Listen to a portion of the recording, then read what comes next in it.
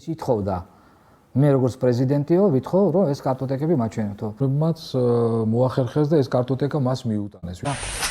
მე ხა მინდა გაგახსენოთ ერთი რამ 92 წლის 4 იანვარი. შეიძლება ვწდებოდეს 3 თუ 4 იანვარი. მაშინ, როდესაც ხმა დაირხა, რომ ქაშვეთის ეკლესიიდან ტყვიას გვესვრიანო. გესმით? მერე ვინაიდან მერე ოპოზიცია წოდებულმა, ეგრეთ წოდებულმა ოპოზიცია წოდებულ, რომელიც იყო პუჩის სინამდვილეში. თვითონ რო გაიმარჯვეს, მე რა თქმა უნდა ეს არ გააправეს. და შემოაბრუნეს იქითკენ, რომ თურმე ისინი გამოვარდნენ საიმიდან, რა ქვია, პარლამენტის შენობიდან და ეკლესიას დაუწყეს სროლაო. მე ნატყვიარები ძალიან ემჩნია მას, რა თქმა უნდა. ეხლა მოდით ასე დღევანდელია იმით ცივი გონებით ვიმსჯელოთ ხალხო. რატომ უნდა გამოვარდეს, ესე იგი, რა ქვია, პარლამენტის შენობიდან ხალხი და უნდა ესროლოს ეკლესიას, მაშინ როდესაც ხვირწინ რომის რუსთაველის კინოთეატრიდან გაუბიცები იყო ჩადგმული შიგნით და ლულა ჰქონდა აქეთ გადმოსვლელი 4 მეტროზე და იქიდან ესროლდნენ პირდაპირ პარლამენტის შენობას. აი ამიხსენით, რატომ უნდა ესროლონ ქაშვეთის ეკლესიას? რატომ იცით? იმიტომ, ჩემო კარგებო, რომ სინამდვილეში ქაშვეთის ეკლესიას მიაყენეს ჯავშან ტრანსპორტიორი და მეორე დატვირთული კამაზით მანქანა იარაღით. საიდანაც იქიდან ესროდნენ სწორედაც რომ პარლამენტის შენობას. 21-ში ბატონმა პრეზიდენტმა გააგზავნა დელეგაცია პატრიარქთან ერთადერთი თხოვნით, რომ ქაშვეთის ეკლესია განთავისუფლებული იყო იერარქიისაგან. ეს დელეგაცია უკვე გაგზავნილი იყო და მე დამოუკიდებლად ასე ვთქვათ, მივიღე ინფორმაცია, რომ ქაშვეთის ეკლესიაში დიდი ოდენობით იერარქია. მე მაშინ ავედი პრეზიდენტთან და მე არ ვიცოდი დელეგაციის გაგზავნის შესახებ, ავედი პრეზიდენტთან ერთად, ჩემ კოლეგასთან, დათო ტაბიძესთან ერთად, თუ გონება არ მღალატობს. ერთ-ერთ კოლეგასთან ერთად და უთხარი რომ ასე ბატონო ზიად რომ სავსეა ქაშვეთი იარაღით. ეგ ინფორმაცია სწორია, მე დელეგაცია უკვე გავაგზავნე ბაკური გულუა და ელიზბარ ჯაველიძე იყვნენ ამ პირველი დელეგაციის წევრები. ჩვენორის ჩავერთეთ, კერძოდ მან თქვა რომ კარგი იქნება შევერთით იმათ და ფაქტიურად ჩვენ არ მიგვიღო საპატრიარქო. არათუ ჩვენი თხოვნა მოესმინა. ამას 4 კაცი ის 4-ე ცოცხალია, მართლა დიდხანს აცოცხლოს. ჩვენ საპატრიარქომ არ მიგვიღო. ბატონი პრეზიდენტის დელეგაცია საპატრიარქომ არ მიიღო. ანუ ესეც პირველ დელეგაციას უთხრა რომ ბიბლიაზე მუშაობენ და არ ძალიათ, შეგნებულად არ დასახელებ გვარებს. არა, ესე იგი გაგანია ომია, თვალწინ სახელმწიფოს ამხობენ თავრობას და ბიბლიაზე მუშაობენ. და მეორე პასუხი, მეორეჯერ რომ მივიდა. მეორე ჩემი აქტიური მოთხოვნის გამო, რომ ხვალ შესაძლებლობაა იმისა, რომ იარაღი ასე ვთქვათ, გაისროლონ და სისხლის ზღვარი წამოვიდეს რუსთაველზე და ბიბლიაზე მუშაობა ვერ გადაგვარჩენს, შეწუხდა ის პირი, რომელიც იყო შუამავალი ჩვენსა და საპატრიარქოს შორის. წავიდა მეორედ მოვიდა ესეთი ცნობით, რომ ავათა პატრიარქი და ვერ მიგვიდა. ანუ ერთ-ერთი მიზეზი ესეც იყო ალბათ, ხო? რა თქმა უნდა, ხა სხვადასხვა ისიდან გესვრიან, ესე იგი ზაკრული რამეა ჩადებული, ხო? და მოუძებნე ეს კადრი.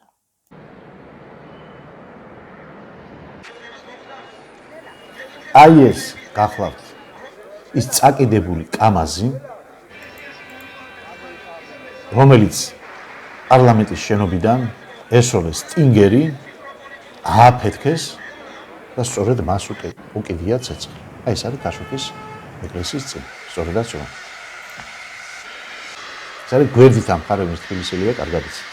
ეხლა მოусმინეთ, როდესაც ილიასთან მოვიდა ეს არ მახსოვს, საიდან მოვიდა ეს კაცი, ჟურნალისტი და აი რაქანას ეხა მეტი ზვიადმა მეტი რანაირად უპასუხოს ეხა ნორმალური ადამიანი ნორმალური მოზრანა მიხვდება თუ რა მდგომარეობა არის მათ შორის რა მხოლოდ დაძაბულია გესმით და ეხლა დღეს კიდე უსინდისოდ ზოგიერთი რო გამოდის და ზვიადი და მერაბის სურათებს რო დამონტაჟებული რო თურმე ინანიებდაო კაცო დამიგედა არა და რა კარგი გიორგი გამსახურდია მამ მუღლისმა შვილმა რომელმაც გამოფინა სურათი რო ზვიადი და ილია რო ერთად განა და ყურყურებიან ერთმანეთს ბიჭო აი ნუ ხო ნუ მოკლედ კარგი ბევრია სასაუბრო მაგრამ რა ვქნა მე მოვინახულე პატრიარქი მან მითხრა რომ იგი ცდილობს მოარიგოს ოპოზიცია და მთავრობა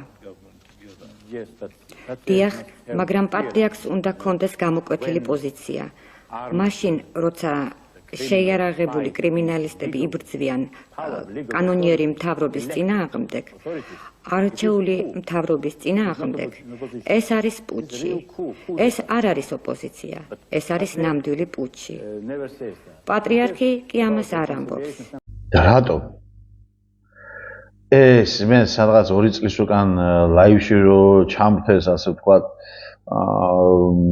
აი ჭაბუკაშვილმა და ასე შემდეგ ხო აი რო გამოაცხადე ხო გახსოვს რომ ნომერ პირველი ფარული და მზაკვარი პუჩისტი იყო თქო ილია და ეს მანამდე ბევრს არ ქონდა გაგებული პირველი რომელიც გავრისკე და გავბედეს ეს იყო დავით თორლია ზაქარია მე დავამთავრე და მე აღარ ჩავერთვები ხო კი ბატონო კარგით შემოგარგებო ეხლა ისეთ რაღაცას რომელიც მხოლოდ ერთხელ თქვი ლაივში გაბრაზებულმა ეხლა ბრაზი საჭირო არ არის მაგრამ ვიტყვი დიპლომატიურად და როგორც საჭიროა ის იმიტომ დამთავრდა უკვე დრო ამოწურულია ყველანაირი ჩვენ პოლიტიკას სხვა დროს გვაძლევს კოსმოლოგია სულ სხვა დროს გვაძლევს და უფალი კიდე სხვა დროს გვაძლევს აქეთ ამასობაში სატანას თავისი დრო აქვს ჩართული და ჩვენ საიტნოტში უკვე გარაღვაქვს მეტი სხვა დრო შემოგარგებო ყველამ ვიცით რომ საქართველოში ყავდა 4 პუჩისტი ხო ასე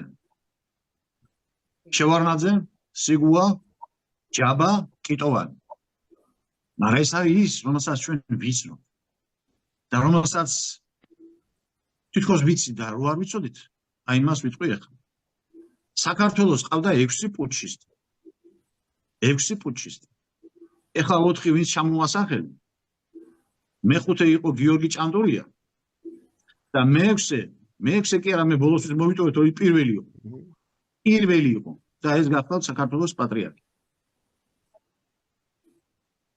ხუთი წავიდა ამ ქვეყნიდან სანამ ეს კიდე ფეხზე იქნება მანამდე ეს პროცესი იქნება საქართველოში და ჩვენ წელში ვერ გავიმართებით მე მოვწი ჩემი საქმე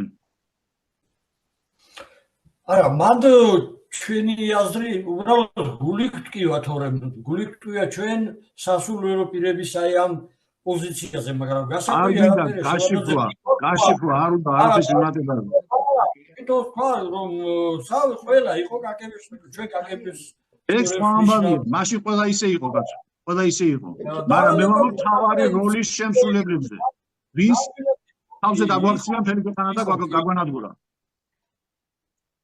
აი იმიტომ არის რომ სიმართლე აღარ ისკმება გესმით მზაკვარი და ფარული ნომერ პირველი არა მეექვსე ნომერ პირველი და უპირველესი პუჩისტი იყო ილია მასონი სატანისტი მოიცადეთ ნელა ნახავთ ყველაფერს მოგეუბნები მე დოკუმენტალურად გიმტკიცეთ დღეს მე ყველაფერს როგორც საჭირო ისე ჩავხდი ანუ გავაშიშვლებ მეფეს ეხლა მოусმინეთ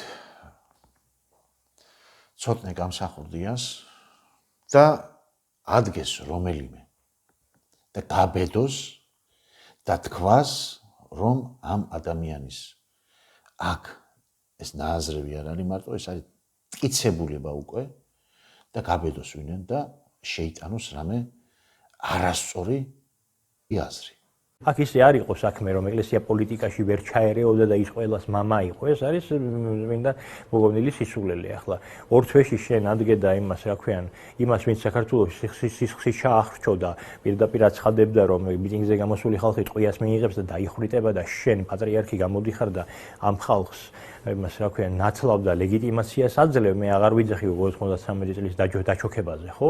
და იმას, რა ქვიან, ლოცავა მარბიელებს და ყლელებს და ქვეყნის დამაქცევრებს, ხო, ეს არავითარ პოლიტიკაში აჯდება. ასე რომ მოქცეული იყვნენ ჩვენი წინაპრები, ასე რომ მოქცეული იყო ეგრეთ თევდორე დღეს აღარ იქნებოდა თევდორე უღდელი და იქნებოდა ვიღაც თევდორე გამყიდველი. მიუხედავად ამისა, ის მაინც ყოველთვის საბოლოო ჯამში ძალის მხარეს არის.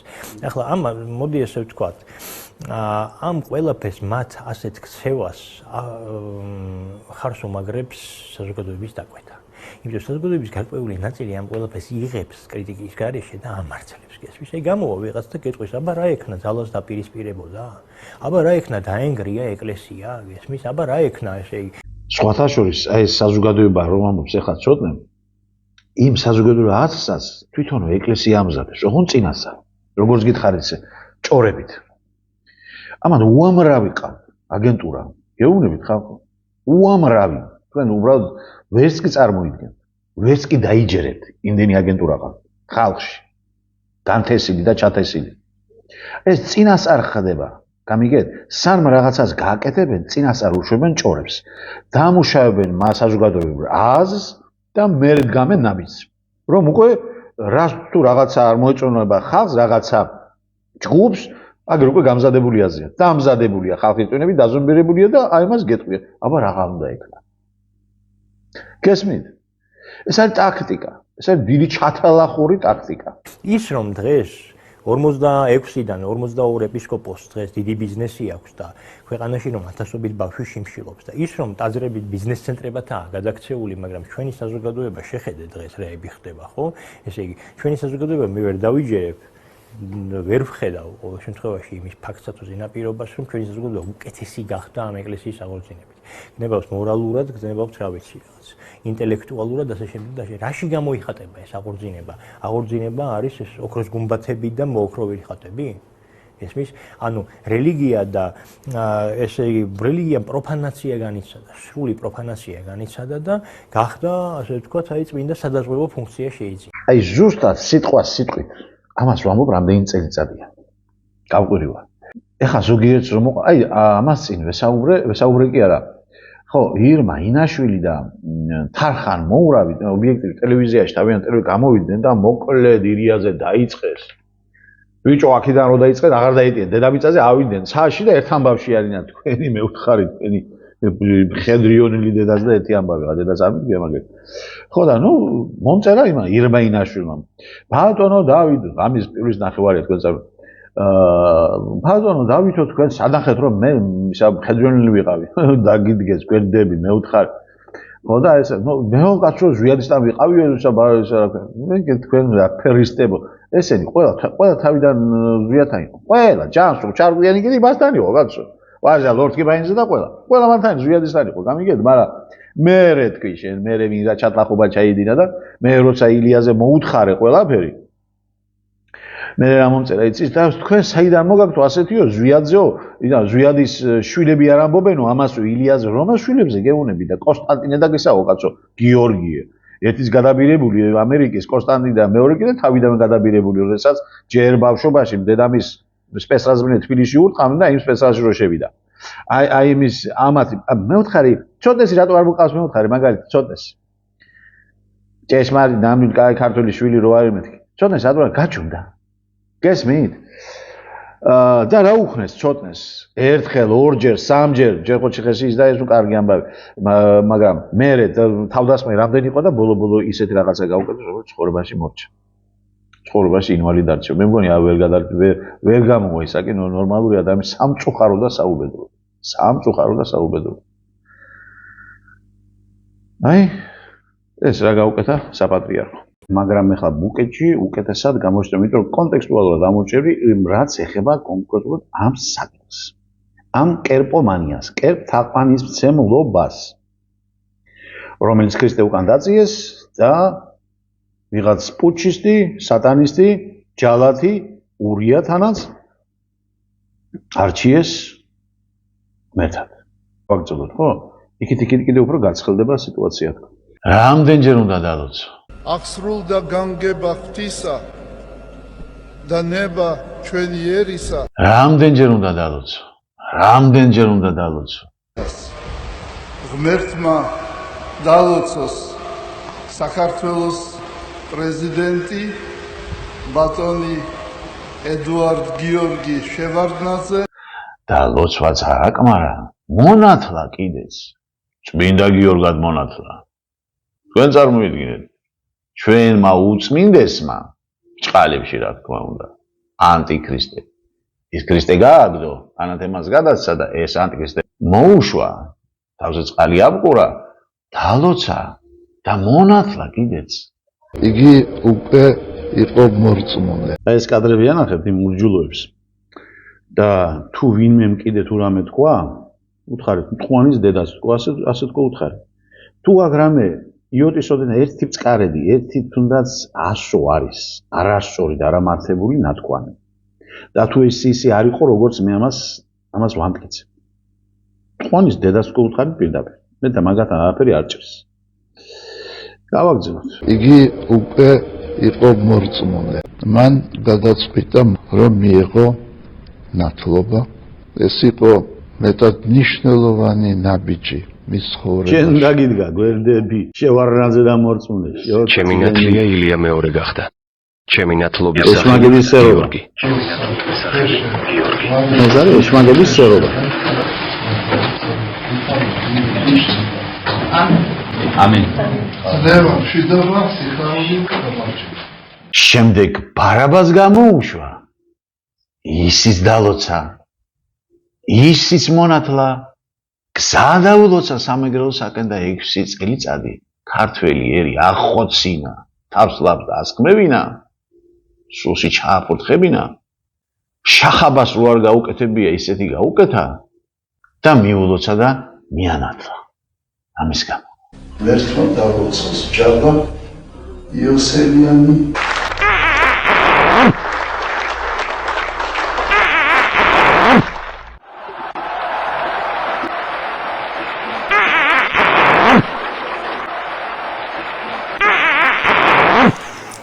ერთადერთი ხელისუფლება და პირველი დამოუკიდებელი საქართველოს პრეზიდენტის რამდენადაც ის შეცდომებით არ უნდა ყოფილიყო გაჯერებული, ახალი ფეხადგმული გახლავთ. დიდი ხანი დაბმული ყავდა, დიდი ხანი ვთქვათ მიჯაჭვული და ცოტა ხერხულად იქნებდა ხელფეხს ეს ქვეყანა. მე კიდევ გავიმეორებ ჩემი მეგობრის ზვიადის დაცვის უფროსის სიტყვებს, როდესაც მას ინტერვიუ ჩამოაცვეს და თქვა ასეთი ისტორიული ფრაზა, ლამაზი ფრაზა. აკვანში მწოლიარე საქართველო, აკვანში მწოლიარე, აკვანშივე ჩახანძვეს. აი ამ ნაბიჯორებმა. ილიას თამადობით. ვიმეორებ, ილიას თამადობით. არ დამიწყოთ ეხა მკვდარი და ესა და მკვდარი და ეს არ არის დღევანდელი ისინი, ჩემო კარგო, არც ერთი ვიდეო. ეს არის 2017-დან ვიწყებ ამას, ნელა მოვდივარ და ვუთხრი ამათ ყველაფერს არ დედაბუდიანად. ამ არ ცოცხალი იყო მაშინ არ შემშინებია და მკვდრისას როგორ შემეშინდება, ზოგიერთი მკვდარს რო უთხრით ისე კი არა ვარ. ან და ჯაბარო ჩაძაღლდა მაშინ ხო ყველაზე ნაკონდათ გადმოგდებული და შევარდნაძე და კიტოვანი და სიგუა და ეგენი. ვინ ჩამოუშვა, ვინ? იმიტომ რომ არ იყო მიჩეული და სანამ ეს წყობში ჩადგებოდა და ჩვენ ეკლესია მას გადავუდექით. მე პირადად ელიზბარზე არ არის საუბარი და არც მეუფე მელქისედეკზე, მაგრამ ზოგადად გადავუდექით.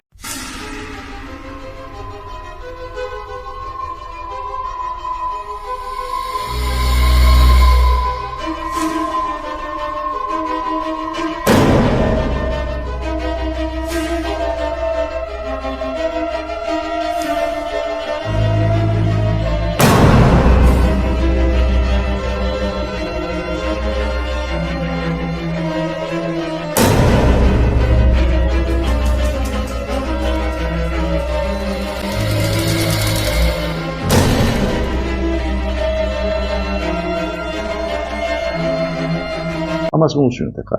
თუ რა ხდებოდა საპატრიარქოში 6 იანვარს რო გააგდეს მთავრობა და 7 იანვარს თუ როგორ გეიფი, აი ზუსტად რომ გეიფი ჰქონდათ საპატრიარქოში. და ვინ აი რო გახსოვთ პირველ ნაწილში დაიმახსოვრეთ ეს კაცი მეთქი ურია რო არია რო ამბობდა ვიდეოში გვერდში რო ის და დანიელი იმასაც ნახავთ ახლა აქ.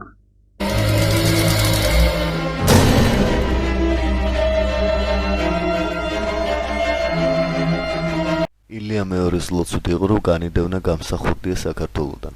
ინტერვიუ მამა ვახტანგ მარგიანთან. დასაწყისი წინა ნომერში. ახალი თაობა 1999 წელი 13 აპრილი, ნომერი 99.